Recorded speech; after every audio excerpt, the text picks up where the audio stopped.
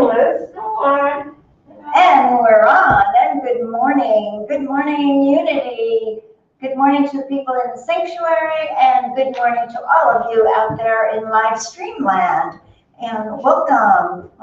I am so happy today and so excited today. So yesterday, we were caroling for the Salvation Army at Festival Foods, and we had Tom and Mike and Susan and Chris and Jill and me. And then we had a wonderful addition. So some of the youth from FCC Church were there, and they were supposed to be ringing bells at the same time. So Susan ran and got them all booklets, and they sang with us for an hour, and we had so much fun. So I really think that we need to do this every year. It was a wonderful thing. I took really bad pictures and sent them to Jackie, so preferably the pictures that Tom took. Susan, did you take pictures? So anyone, Chris, if you took pictures, please send them to Jackie on her cell phone so that she can get us more press on that. And we took the lawn signs with us so that we had signs out there. One had our Sunday celebration, and the other one had that we were unity and we were peace, love, and all those good things. So it was so fun, and we sang until our hearts just were open and wide, and it was great. And rang the bells. We did ring the bells, so it was good. So for those of you in the sanctuary, if you haven't already, please turn off your cell phones. I did not do that. And we are going to open with Joy to the World. So let's, if you want to stand and sing Joy to the World.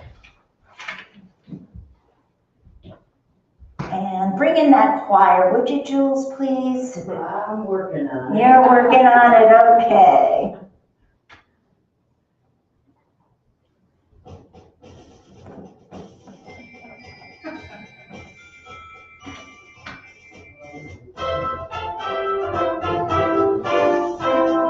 Joy to the world, the Lord is come. Let earth receive her King. Let every heart move, and heaven and nature sing, and heaven and nature sing, and heaven and nature sing. Joy to the earth, the Savior reigns, and endless songs and songs, on fields and floods, on fields and plains, for Jesus coming joy, for Jesus coming joy, and Jesus Jesus now with joy. No more sins and sorrows grow, no wrongs and tests and crowns. Because to me His blessings flow, for us for us is cross, for us is justice found, for our hands and justice found. He rules the world with truth and grace, and makes the nations move. And glory of His righteousness, and wonders of His love, and wonders of His love, and the wondrous, wondrous of His love.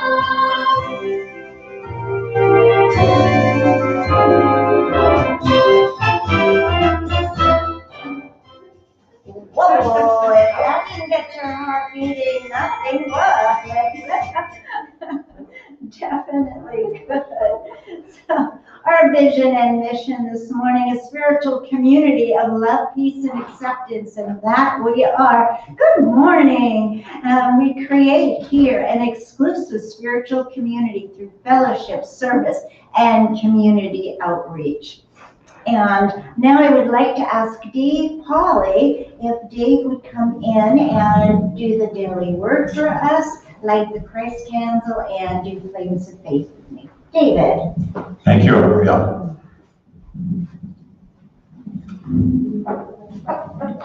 Good morning. Good morning. The word for today is love. Love fills my senses throughout this Advent season. I find it in the taste and aroma of my favorite holiday recipes, lovingly made I hear it in my favorite Christmas music, sung with joy. I feel love in a child's enthusiastic hug and in a friend's caring touch. I see love and joy in the festive decorations adorning houses and neighborhoods.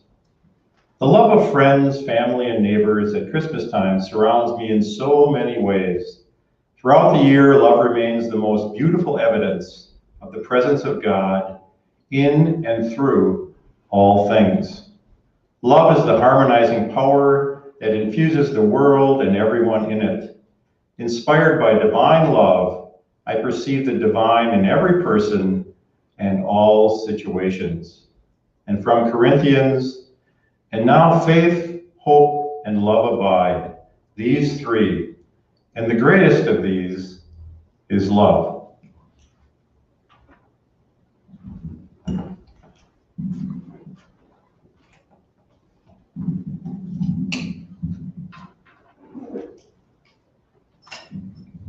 Lighting this Christ candle is a reminder to each of us that we are all Christ candles. And as a Christ candle, we are filled with what? Love, compassion, joy, and happiness. And our job is just to be that. And as we light the flames of faith, we perform this ceremony to promote the universal consciousness of life, which acknowledges that all peoples and all faiths, all sentient beings come from the one great universal presence, which we call spirit. Fundamental to this truth is the underlying nature of all religious thought, experience, which we honor here today. So as David lights the first candle, we light the candle for the Tao, honoring the universal path of harmony, equilibrium, the natural way. We light a candle for the shamanic traditions, honoring the beliefs and practices of all indigenous people, the way of primal spirituality. We light a candle for Hinduism, honoring the path of knowledge, action, and devotion. And we do light those candles. As soon as that candle thing works, we will light those candles. That's why I like matches personally. I definitely like matches. There we go. Yay, David. Thank you, Jules. Okay, so we light a candle for Hinduism, honoring the path of knowledge, action, and devotion. We light a candle for Judaism, honoring the ethical path of living by sacred law, and also with Festival of the Lights for Hanukkah that we are celebrating this week. We light a candle for all forms of Buddhism, honoring the Four Noble Truths and the path of compassion. We light a candle for all forms of Christianity, honoring the Christ consciousness as the path of love. We light a candle for all forms of Islam, honoring the path of submission to the will of God as the highest calling. We light a candle for the universalistic religion of Baha'i, honoring the path of submission, unity, and peace. We light the ninth candle for the light for all forms of new thought, honoring the metaphysical path of mental healing through the practice of universal spiritual principles. In the last candle that we light a candle for all of those who are yet unaware of the power and the presence of spirit in their lives, and for the space that we are holding for them at this center, and for all religions unnamed in this ceremony. Thank you, David.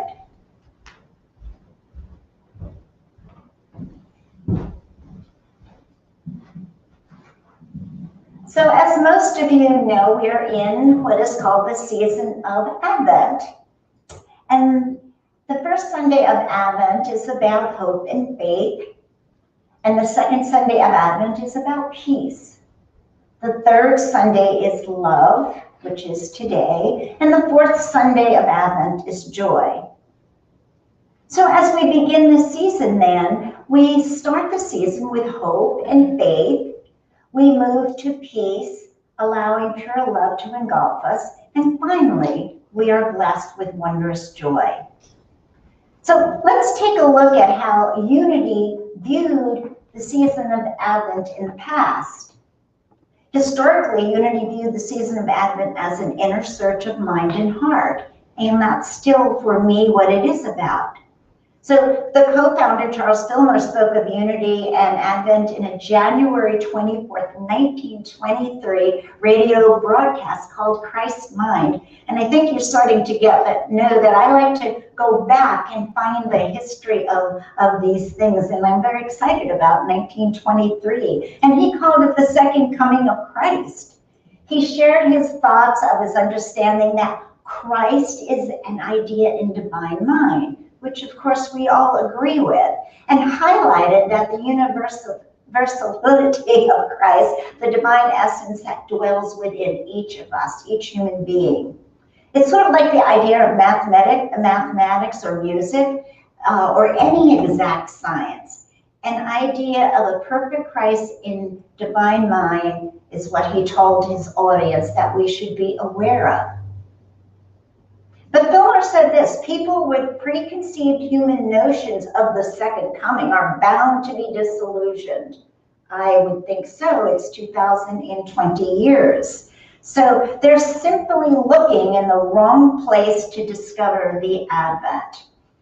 So once you understand the spiritual character and the embodiment of the Christ's second coming, you'll find the Christ within you. We are the Christ. We are the second coming. It is called that Christ consciousness.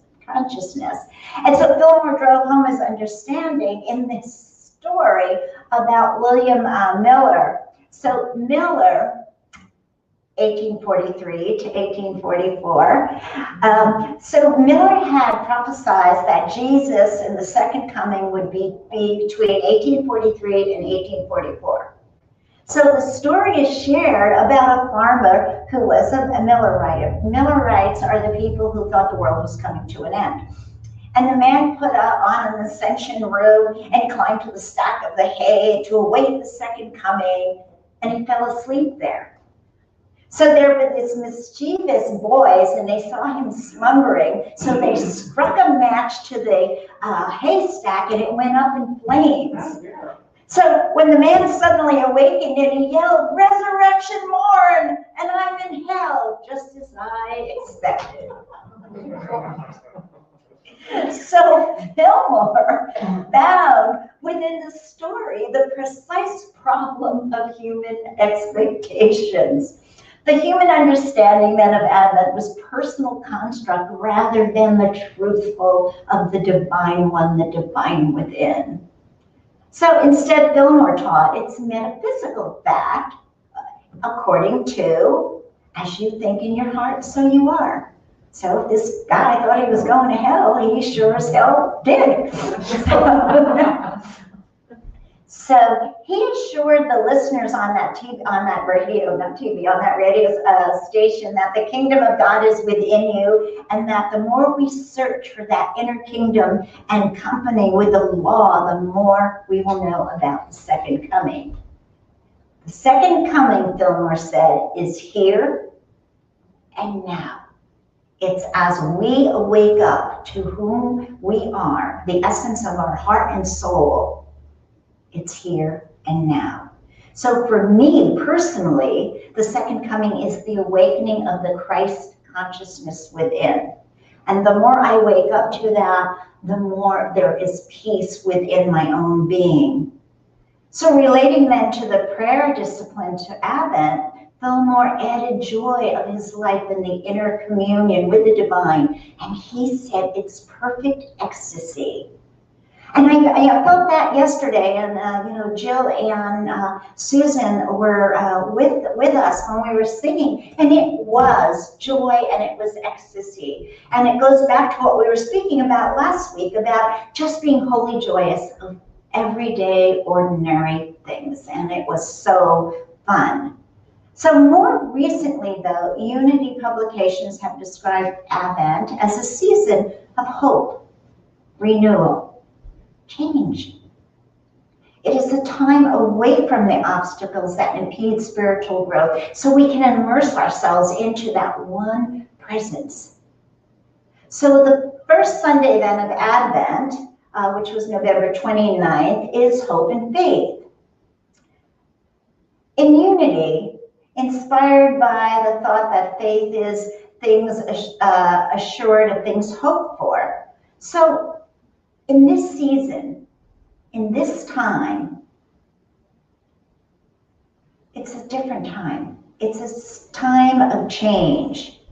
But hope and faith are prerequisites of moving through a time when uncertainty prevails. So for me, hope is the expectation of good in the future. And this must expand past space and time. Now, originally, and way back in my early teaching, we were taught in New Thought that hope was not a good thing. You just had to have faith. And when we say, we affirm, we know, we don't hope. And that's true. However, I also believe there is no such thing as false hope. When one is feeling lost and in the midst of all that is going wrong in their life, and if all they have to hang on to is that much hope, that hope is a very good thing. It sort of reminds me of my grandmother saying, or my mother would say, self-praise stinks. But my grandmother would always say it's better than no praise. And it's the same thing. If all you have is that grain of hope to hold on to, it's better than nothing at all. Would you agree with that? Yes. Yes, absolutely. So from hope and belief, there's a light at the end of the tunnel, and then the faith becomes stronger. And as the Bible tells us, now faith is the assurance of things hoped for, the conviction of things not seen. So faith then brings us to the conviction that there is without a doubt a positive surge from within that comes from the embodiment of affirmations that bring us to the promise of a brighter future. But you have to start somewhere. And there are people out there just holding on by their thumbnails with hope. We must walk with more faith and with less focus on that outer world and walk to a new path of wholeness and belief. And hope and faith does not ensure the outcome of the future, but here's what it does ensure. It ensures the belief that there is goodness in the future. And that is something to hold on to. There is goodness in the future. I know it, I feel it, and I believe everyone in this room does too. Hope does not disappoint us because God's love has been poured into our hearts. Now, we had a long conversation with the book club on Wednesday, and we were talking about, the heart and the soul, and where is the soul? And I said, well, my soul is behind my heart. It slips in behind there, and my heart protects it. And, well, how do you know the soul is there? Because my soul told me it's there. I don't know how I know. I know. And it's the same thing with the mind. Well, is the mind in the head? Or is the mind in the heart? Is the mind in the soul? It doesn't matter because God's love has been poured into our hearts. So the second Sunday then of Advent is peace. Now this is certainly, without a doubt, the season to give yourself the gift of peace. Would you guys agree with me on that one? Yes. Yeah. It's the best gift to give to yourself first, and then for those around you. And for those of you that are not living alone, first of all, God bless. Give peace and space to the one you live with, because we're on top of each other right now, and we need to be allowed to just say, I need time alone. I need space. Because peace and space can calm your heart and allow love to flow and release all that's running that says this is not Christmas. Well, actually, yes, it is. See, we have this date on the calendar that says December 25th, and in that little box, it says Christmas. So this is Christmas, but it's a different one. And how it unfolds is totally up to you. Peace is like tuning up a fine instrument, only it's a spiritual attunement instead. And you have to get everything in alignment so the sounds that pour out are in tune with each other. Peace is always available. Just to know that peace of the divine is a peace that you can tap into any time can calm the soul. You know, I had a really horrible night last night. Couldn't fall asleep, and of course then Mitty couldn't fall asleep, and it got really crazy, and then finally about midnight I fell asleep. And then I woke up to my neighbor downstairs screaming. And this is the second time in 2 years I've lived there that this has happened. So jumped out of bed and slammed on the floor because I thought any noise that I could make quickly could stop whatever was going on down there. And then I didn't call the police because I thought, what if I'm dreaming? What if I'm wrong? And blah, blah, blah. You all know that story. But then, of course, I couldn't go back to sleep because I was on alert. I was on such alert about the whole thing. And during that time, then I went into horrible nightmares, horrible nightmares. And I woke up at 6:15 and I was like this. And it was childhood and Kathy Kakeviets from high school and how my mother always said she was using me and all of this story. So I got up right away, and of course you feed Mitty first, but then I went straight to journaling and prayer and my gratitude book and praying to lift it and lift it and lift it. It was so heavy. See, so we have a choice. I could have kept that. I could have stayed in bed until the alarm went off at 7:30, or you immediately go to center, go to God, go to your source, and write it out and write it out. And I wrote all about her and the things I knew about her, and I just wrote my whole childhood out this morning with that one particular person. But see, peace is always available. And the one thing I wasn't going to do today was bring that heaviness that I woke up with here. We're always at choice. We're always at choice. Just to know that the peace of the divine you can tap into any time. It calms the soul. So the Apostle Peter called this the peace of God. And in the Course in Miracles, it says this: I could see peace instead of this. I could see peace instead of this. And this is a truth. I did. I could see peace instead of this. So my question then to all of us, so are you ready to have that peaceful heart? Because peace is a natural state, and it's such a good feeling. You know, I walked in here saying it's a jolly holiday with Aubree today, and I was all happy, and everybody was laughing, and they think, oh my God, this is our minister. Yes, it is. But I ask you, can you keep affirming peace for yourself, for your family, for the world? Are you willing to do that? I can see peace instead of this. The third Sunday of Advent, which happens to be today, is love. And David read so beautifully about love. And it's written, above all, clothe yourself with love, which binds everything together in perfect harmony. And when I think about clothe yourself in love, I think about angels' wings just coming in and taking like all of us that are here today, and then these angel wings closing around us and holding us. And it is the most beautiful feeling. You know, and when Leanne was having surgery this week, so we have 14 angels. I don't know, that's, when at night I go to sleep, 14 angels watch to keep.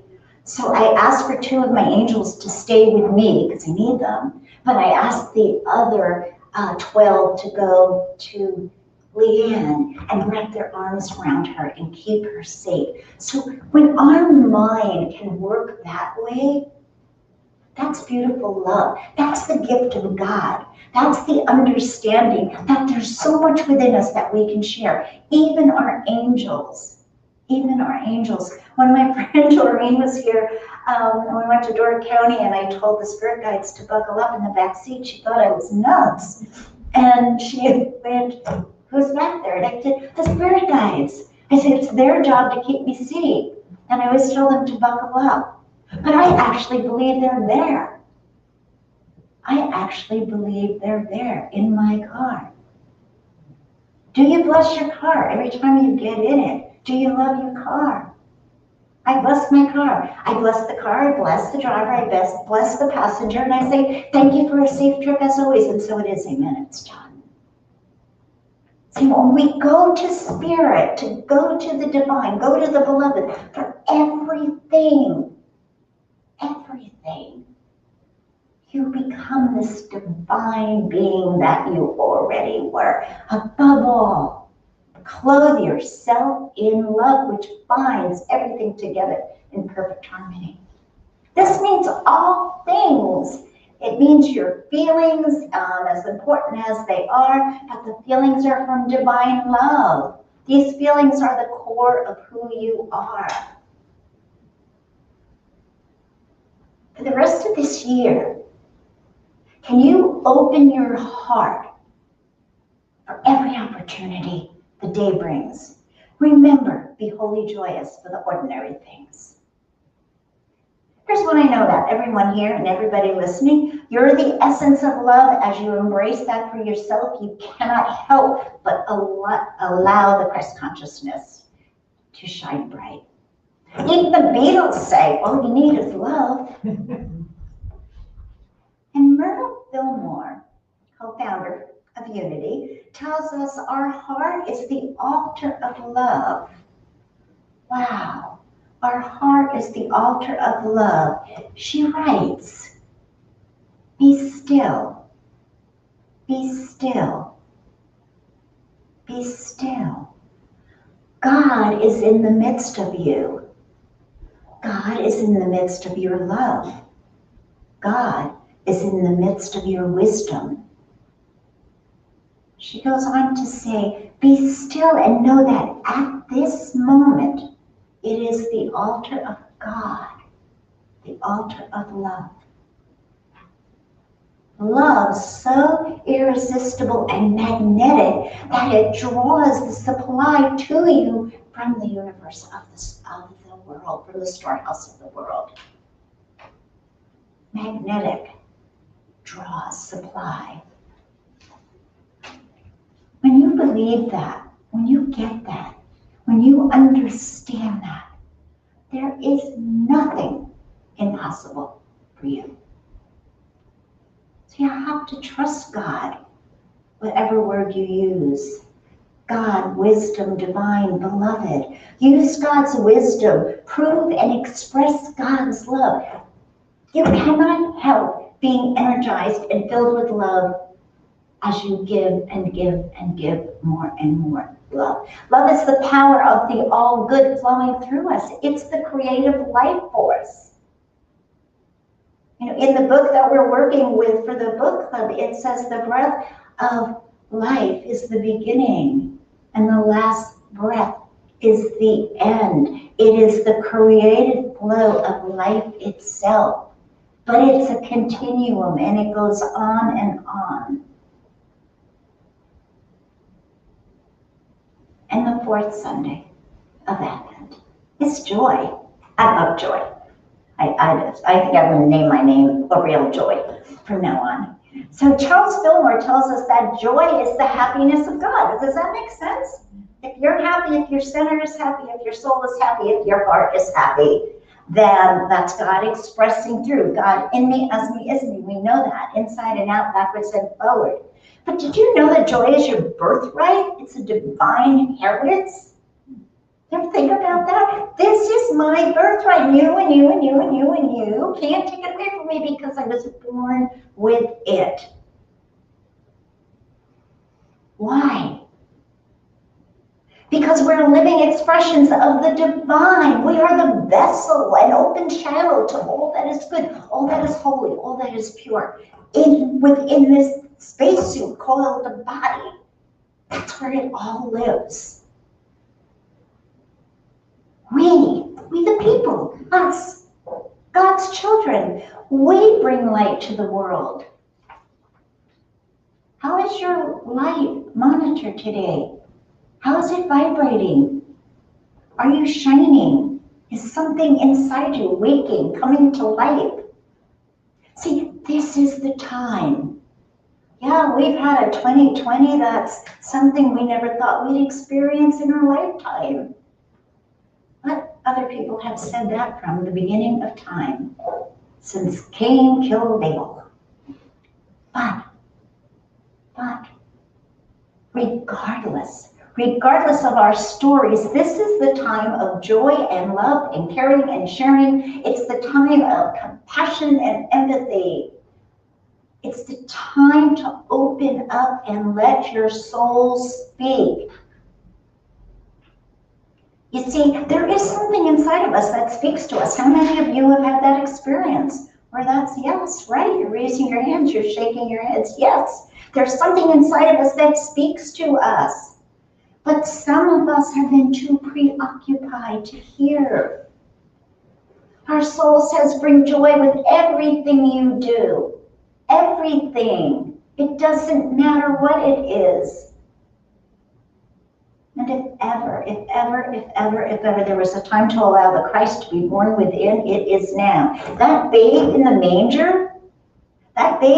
manger is us. We are the Christ child. We are the face of that child in the manger. So soon we're going to have another Christmas, a different Christmas. A new day will dawn. Can we be open? I ask you.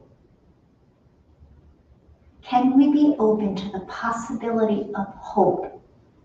Will we keep faith alive in our hearts? Christmas is a gift. The 4 weeks of Advent is the time for an inner search of mind and heart. Advent, a season of hope, renewal, and change. And there's a song that kept rolling through my head yesterday. You don't have to be a wise man on bended knee, for the spirit of Christmas is within you and me. You don't have to be a wise man. You just have to know what's inside of you. So I ask you, if you will, go in with me right now. Allow yourself to uncross your legs and your arms and put things down. And if you're comfortable, close your eyes.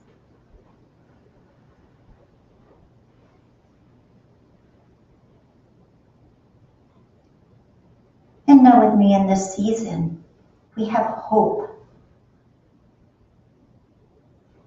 faith, peace,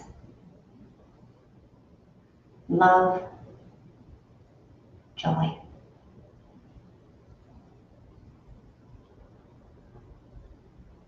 So let these words fill you with a new wonder, hope,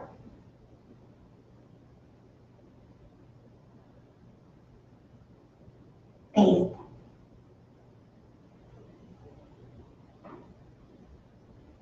peace,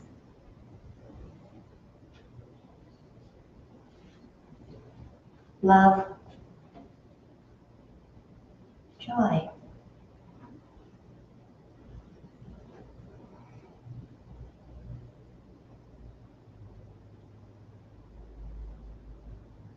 So as this Christmas day is almost upon us, what is your hope?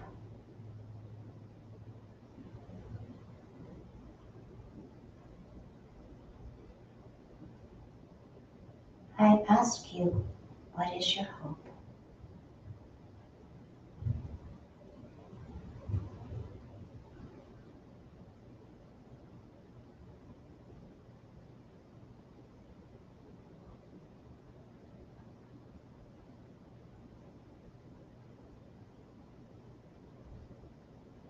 And is your faith strong enough to sustain your hope?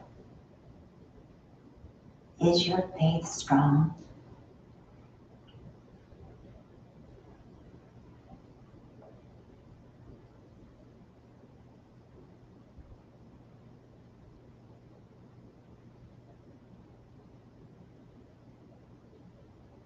Peace. Do you bring peace to everything and everywhere you go? Peace.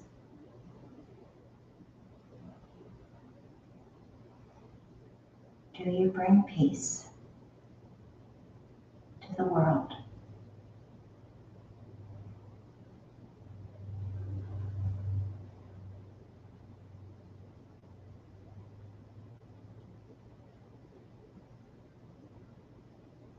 Love.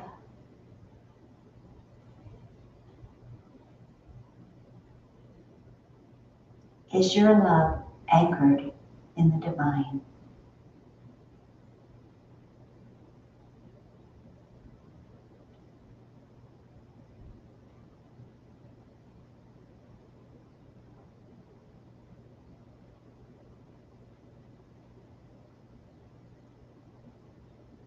And joy.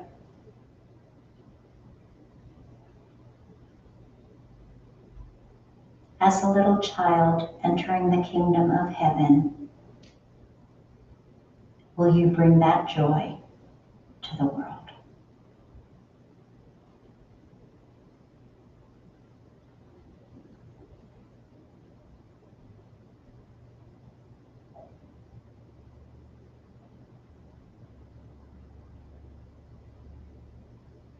Hope, faith,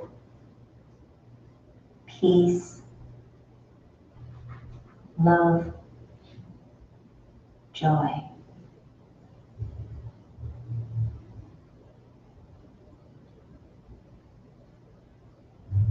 The gifts of Christmas, the gift of life.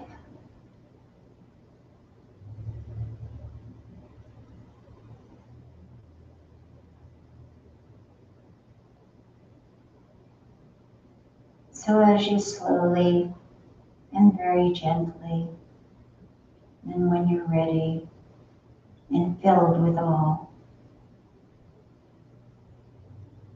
come back to this environment, bringing with you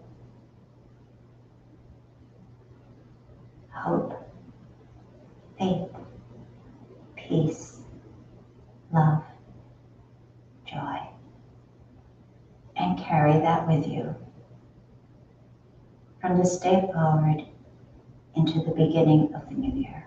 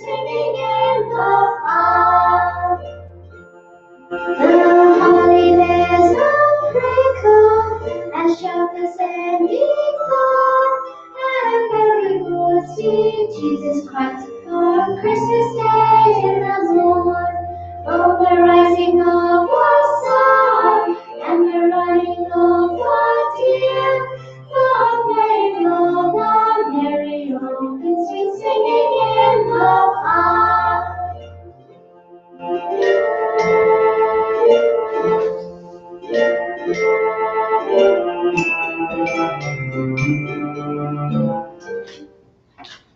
Pretty, right? Pretty. Yeah, just sweet, sweet. So, if you will do our offertory prayer with me, and again, thank you for all of you for all of the gifts that have been coming in this week by all different ways. I'm waiting for Rudolph and Santa Claus to come pretty soon. We've had so many different ways of gift giving. But if you would do the offertory prayer with me, the love of God inspires me to give in the spirit of generosity. I give with love and joy to ensure the growth of this ministry and this Unity Center. And so it is. Thank you, God. Thank you. So our book club continues this Wednesday. We are working with Einstein and the Rabbit. It's a twofold story. One is the search for the soul, and the other one is where the rabbi is trying to find out why this rabbi wrote a letter to Einstein and to find the meaning behind it. So you've got two plots going through it. It's a book where you can join anytime. You don't have to have started from the beginning. And if you want to join us on Wednesday at 12 to 1:30, let Jules know and she will send you a Zoom invitation.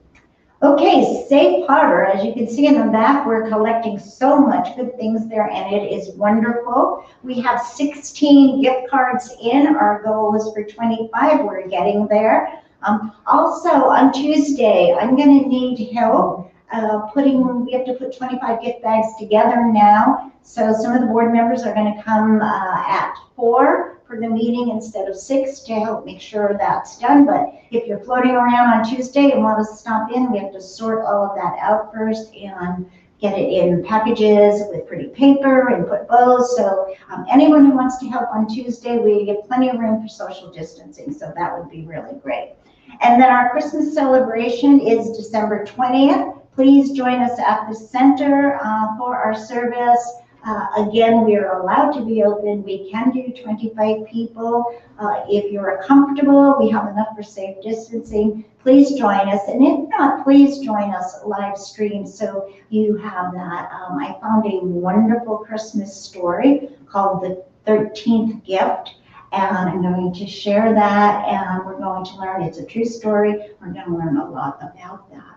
So that is the announcements for the week. Anything else that I'm missing? Anything that anyone needs to share? All right then, let us move on to our closing song, Deck the Halls. Let's stand up and deck those halls. Jules, bring in the choir. So it's Christmas.